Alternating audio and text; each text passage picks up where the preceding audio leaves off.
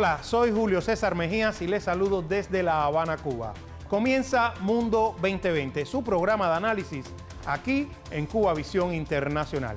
Si antes de la década de los años 80 del siglo pasado alguien hubiese expresado o siquiera susurrado al oído que China se convertiría en la mayor economía del planeta, como vaticinan los expertos, pues nadie o muy pocos lo hubiesen creído.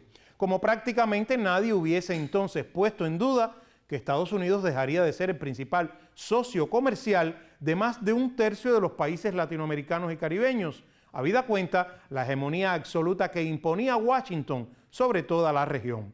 Pues sí, llegó el tercer milenio y poco a poco China se ha convertido en la economía de mayor crecimiento del planeta, con una más que notable reducción de la pobreza e incluso, de 2014, en el exportador e importador internacional más dinámico en la última década por encima del propio Estados Unidos, según las previsiones establecidas por el Fondo Monetario Internacional.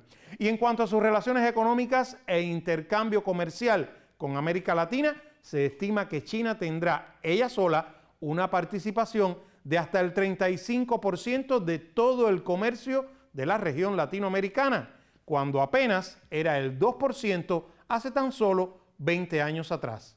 ¿Cómo ha sido este viraje y cuánto impacta China hoy en América Latina? ¿Cuáles son las perspectivas en el futuro inmediato? Pues intentaremos en esta emisión hallar respuestas a esas y otras interrogantes. Y para ello contamos hoy con una prestigiosa invitada, la profesora Gladys Hernández del Centro de Investigaciones de la Economía Mundial. Acompáñenos.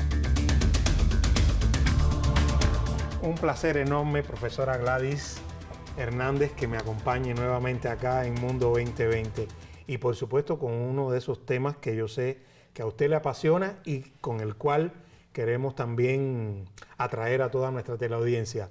Profesora, las relaciones económicas de China con América Latina se han ido incrementando de una manera gradual, pero digamos también creciente, muy creciente.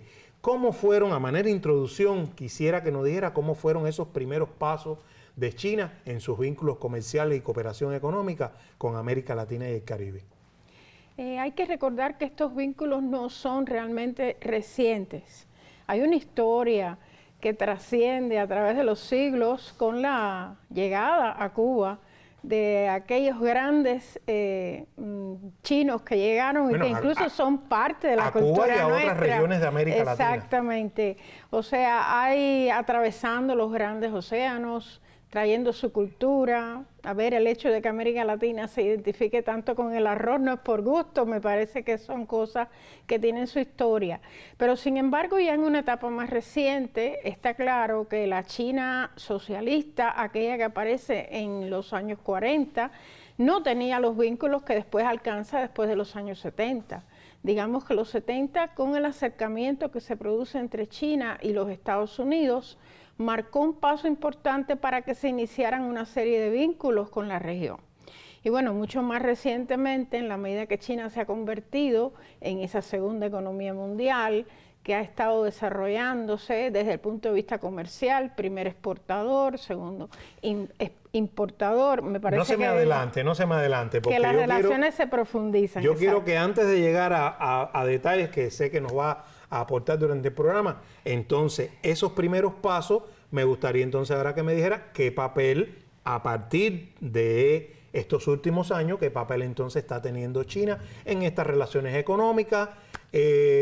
Le ha dado el sorpaso a otras potencias, se ha convertido en el principal socio comercial y colaborador económico. Abúndenos sobre ese tema. Bueno, realmente después de los años 2000, con la ascensión de China a la Organización Mundial de Comercio y el acercamiento lógico que se produce entre las dos regiones, China como segunda economía mundial, como comentábamos, y América Latina, en una posición tal vez un poco menos dependiente a lo largo del tiempo de los Estados Unidos, en la misma medida que Estados Unidos concentró sus intereses en otras regiones, se produce, por supuesto, ese acercamiento, lo que empezó siendo un comercio de aproximadamente 130, 140 mil, llegó un momento en que se convierte en un comercio ya de más de 400 mil millones de dólares. Una cifra bien respetable. Lo que empieza siendo una inversión extranjera del 30 mil millones aproximadamente, ya para el año 2022 se ubicaba en 171 mil millones. Por tanto, hay un espacio importante que va creciendo en las relaciones. Un contexto internacional que favorece esa relación, como decía, del hecho de que América Latina desde algún momento en su historia empiece a haber cuestionado el papel de patio de los Estados Unidos, el hecho de que Estados Unidos concentre sus intereses en otros momentos, en otras regiones, que desarrolle una serie de tendencias también muy proclives al aislacionismo, el proteccionismo económico que comienza a desarrollar. A que las propias naciones latinoamericanas en cierto modo rechacen determinadas acciones. Se sienten un poco que aisladas del contexto y simultáneamente hay momentos en la historia de la región latinoamericana y caribeña que están muy marcados por el desarrollo de procesos progresistas. Ello lleva a un acercamiento aún mayor con China, por ejemplo, la relación histórica Venezuela-China, la relación Brasil-China con Lula, que afortunadamente de nuevo lo tenemos en el contexto regional. Y que ha sido el primer país al que le ha hecho visita de Estado. Exactamente. En su nuevo mandato. Es muy interesante el proceso, digamos, con Chile. Chile históricamente desde los 70 con la dictadura también tenía relaciones muy especiales con China. Incluso en la época de la dictadura de Augusto Pinochet. Sí, señor, y más recientemente ha estado fortaleciendo sus vínculos. Y también hay un acercamiento desde el punto de vista de la política exterior, en la misma medida que América Latina se ve hasta cierto punto aislada en determinados contextos, pues China asume una política de acercamiento, de compartir intereses tanto al interior de Naciones Unidas en diferentes contextos como con países bilateralmente, en la misma medida que ha estado aportando también una gran magnitud de cooperación al desarrollo de algunos de los países latinoamericanos y caribeños. Cuba es uno de esos países. Tenemos una relación muy especial, en el caso específico con China, a partir de nuestros históricos lazos como países socialistas. Aunque usted ya nos ha puesto algunos ejemplos, profesora, ¿cómo es este acercamiento con las diferentes subregiones? Digamos, con Centroamérica, que hay sus peculiaridades, o con Suramérica, que hay otro tipo de comportamiento histórico incluso y actual, o también con el Caribe. Por ejemplo, hay varias naciones de Centroamérica que han comenzado a reconocer a China como una sola nación y creo que todo eso influye. ¿Estamos en lo cierto? Sí, hay elementos de política y de economía. Desde el punto de vista político está claro que hay intereses específicos por parte de China para que su reconocimiento internacional sea mayor en la región. En estos momentos ya 26 países de la región latinoamericana han reconocido a China con el estatus internacional que le corresponde.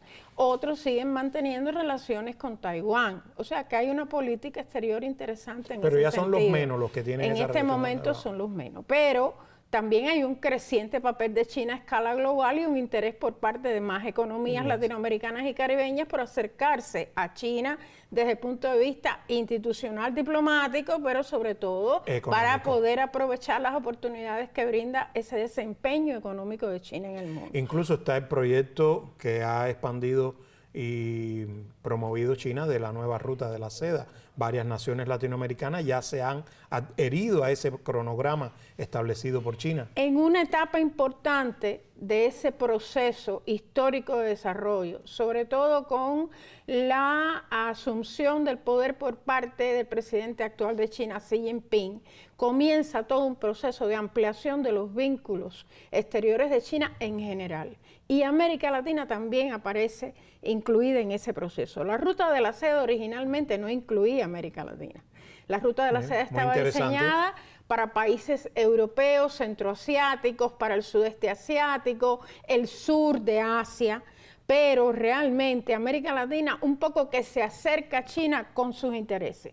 Y vemos que el contexto internacional así lo va determinando. ¿En qué medida comienzan los países latinoamericanos a considerar a China importante? Hay tres elementos básicos desde el punto de vista económico.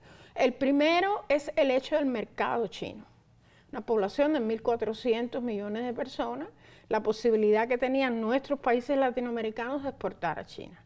De la misma forma que para China, América Latina, con una población que ya en el 2022 era de 660 millones de personas, pasa a considerarse también un mercado importante para los productos de China. El segundo elemento es la exportación de materias primas. Lo que originalmente comienza siendo una exportación de materias primas, y aquí tendría que decir que son precisamente los países del sur de la región los que se han beneficiado directamente con ese proceso, en un contexto internacional muy, muy grave. Precisamos la crisis esta del 2008-2009, América Latina resulta beneficiada en esa subregión por la exportación de materias primas a China. Se ha consolidado un modelo de producción de materias primas para ese mercado. Y un tercer elemento es el tema de la exportación de manufactura a China. En la misma medida que China se va abriendo al mundo, su ascensión a la Organización Mundial de Comercio, América Latina pasa a ser un país, una región consumidora de manufacturas por excelencia china, en una etapa de desarrollo. En un proceso más reciente, China también puede ofertar otras cosas a América Latina, desde el punto de vista del desarrollo tecnológico, desde el punto de vista del desarrollo de las infraestructuras, e incluso con la COVID se demostró que China puede ser una fuente importante de recursos sanitarios para América Latina, al extremo de que llegó a donarle 260 millones de vacunas a la región.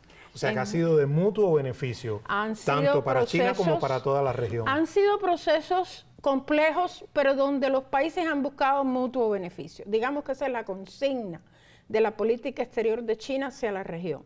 Hay 2 libros de política exterior, 2008-2016, publicados por China, donde se reseña cuáles son los objetivos fundamentales que se persiguen con ese comercio, con esa relación histórica. Y lo más interesante es que más recientemente se han abierto otras posibilidades. Sobre esas otras posibilidades y otros puntos que todavía tenemos pendientes, le propongo abordarlos después de una pausa y en minutos estaremos de vuelta acá con ustedes en Mundo 2020.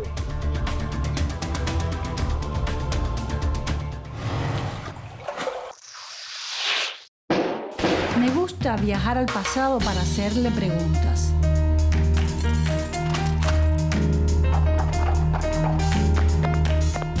Contradicciones que llegaron a convertirse a veces en verdaderas pugnas. ¿Quién podía detener a la mujer en el largo camino de la independencia? La historia es una fuente para aprender de los errores que nos antecedieron.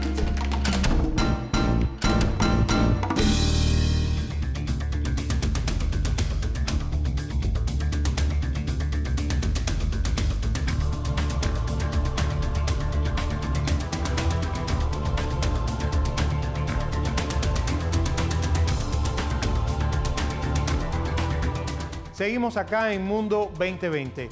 Por supuesto que las relaciones económicas y comerciales de China con América Latina y el Caribe no son bien vistas por el poder mediático de Occidente, que cuales aves rapaces intentan desviar la atención con supuestos intereses malignos por parte de China o desinformar valiéndose de supuestas posturas hegemónicas de Beijing o los peligros, entre comillas, que engendra, por ejemplo, el proyecto de la nueva ruta de la seda. Veamos cómo se intenta, en unos casos, disminuir el impacto de China o en otros, satanizar el acercamiento del gigante asiático a nuestra región. Por ejemplo, comenzamos con el país. China aumenta su influencia en Latinoamérica ante la falta de estrategia de Estados Unidos, algo que es totalmente cierto, pero que lo pone en un plano realmente irónico. La Vanguardia, también de España. La ruta de la seda, la brújula china para ser el imperio del centro global. El megaproyecto de Xi Jinping es básico para una nueva globalización. La pregunta sería, ¿Occidente no ha intentado globalizar también a todo el planeta? Bueno, seguimos adelante. France 24, Francia 24, canal de televisión francés. Comercio entre América Latina y China crece sin precedentes. Expertos piden cautela. Mientras el comercio entre China y América Latina y el Caribe crece a niveles históricos, expertos analizan los riesgos de los compromisos que varias naciones asumieron a cambio de inversión y cooperación externa.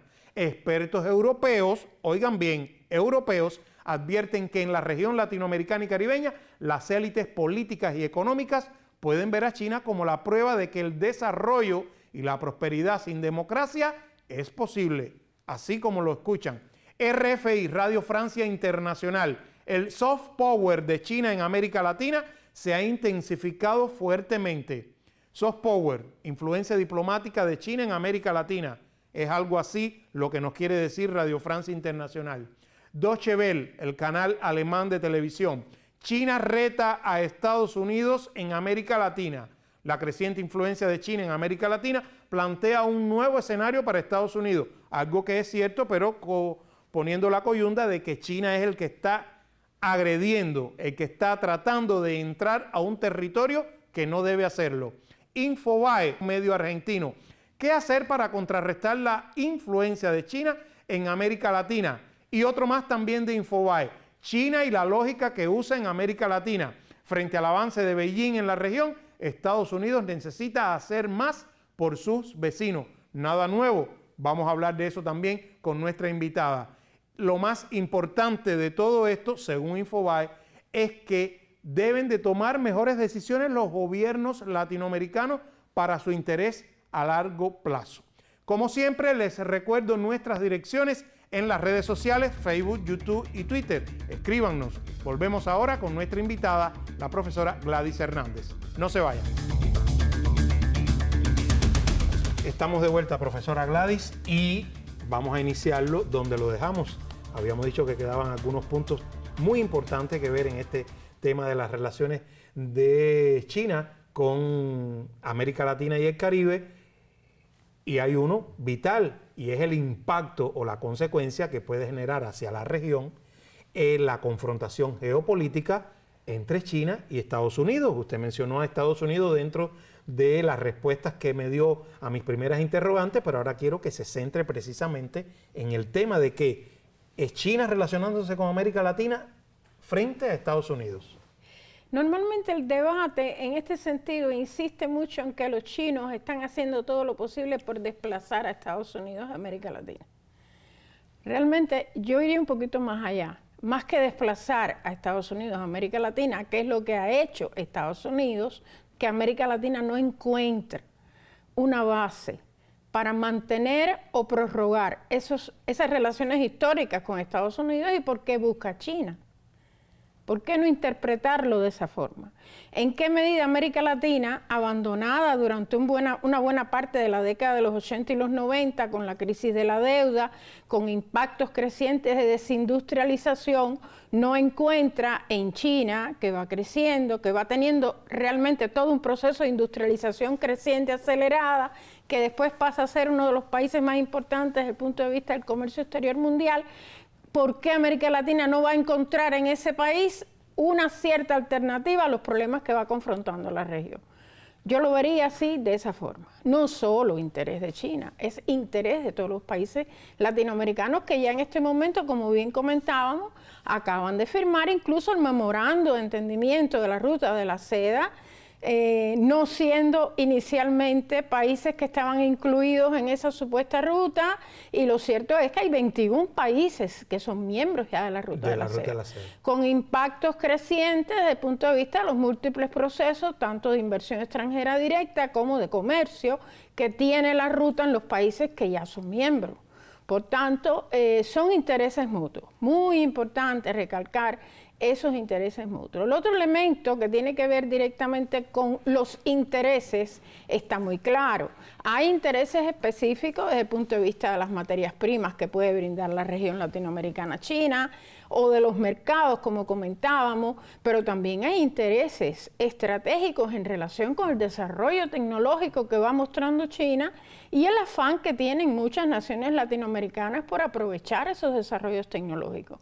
Cuando nosotros hablamos de construcción de infraestructura, donde la palabra conectividad pasa a ser estratégica en la misma medida que China comienza a desarrollar todo un proceso de desarrollo de infraestructuras que incluye todo, Por ejemplo, cuando se crea una zona económica, esa zona económica va a tener no solo acceso portuario, acceso aeroportuario, va a tener conectividad con internet, va a utilizar determinados servicios tecnológicos de las ciencias de la telecomunicación que son importantes para el mundo y va generando toda una infraestructura que resulta importante para el desarrollo de los países.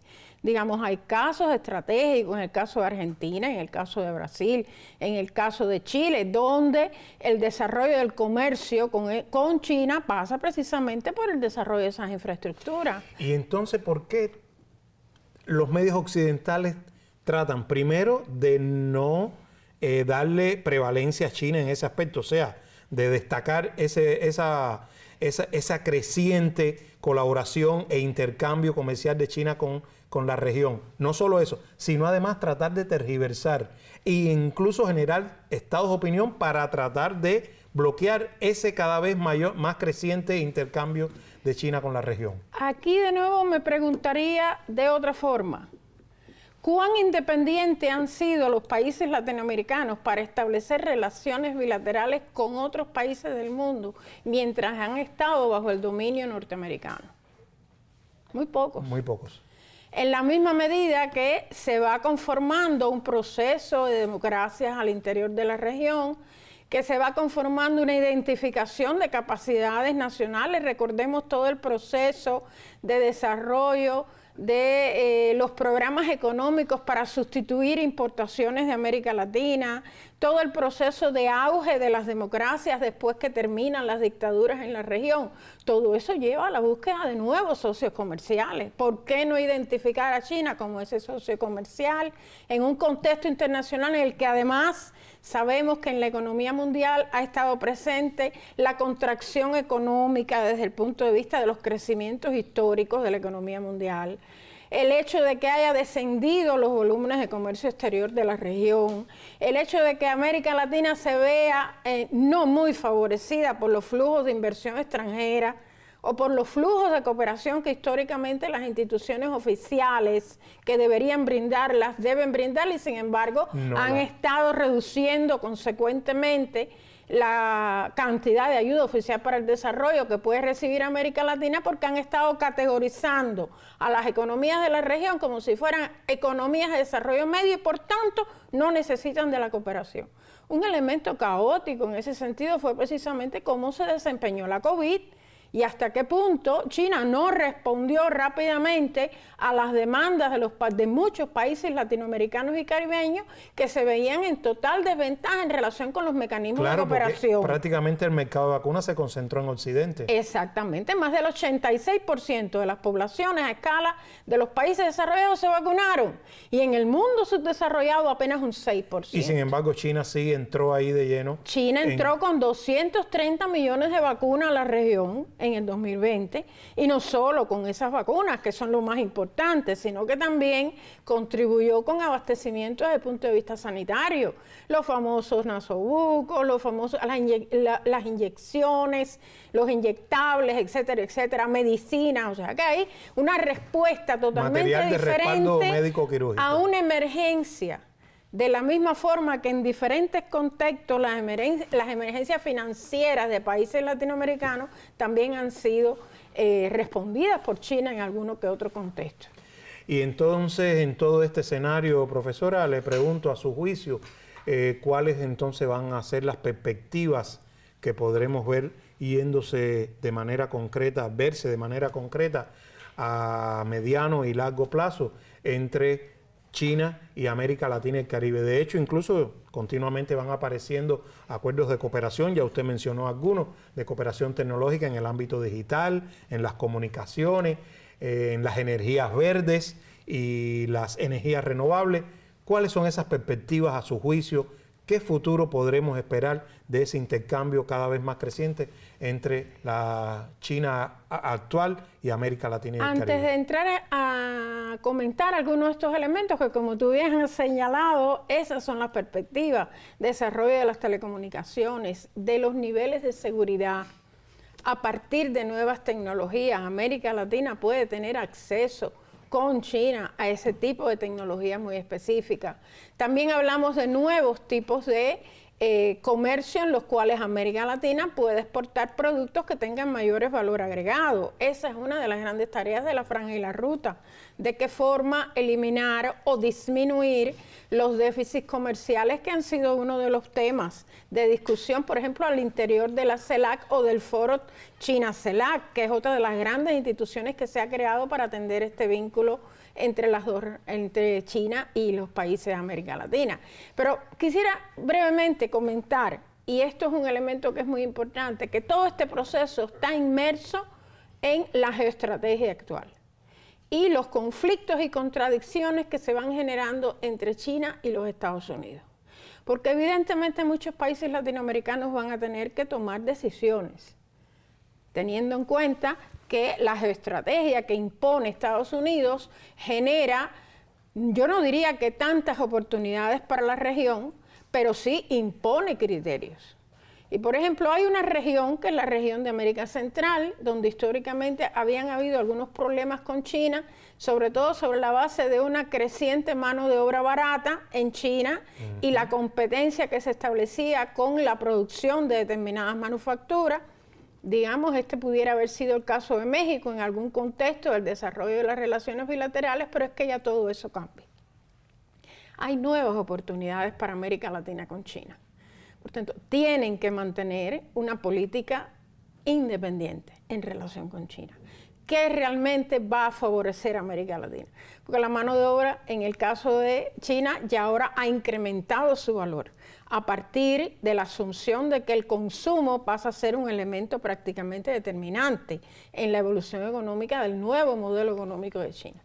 Y en ese contexto, lógicamente, América Latina tiene que aprender a decidir, establecer sus prioridades y saber en qué medida realmente puede verse beneficiada por esa relación que, como todos muchos expertos plantean, va a convertir a China en un país beneficiado, pero además va a convertir a China en una economía cada vez más potente. Bueno, muy agradecidos por toda esta amplia y excelente exposición que nos ha hecho hoy con un tema que sé que apasiona mucho, a usted en lo personal sé que le apasiona todo este tema en torno a China y por supuesto la vamos a esperar aquí con mucho gusto cuando tengamos otro tema similar en Mundo 2020. Amigos, hasta aquí cuánto teníamos en esta emisión, los esperamos en una próxima entrega en Cuba Visión Internacional.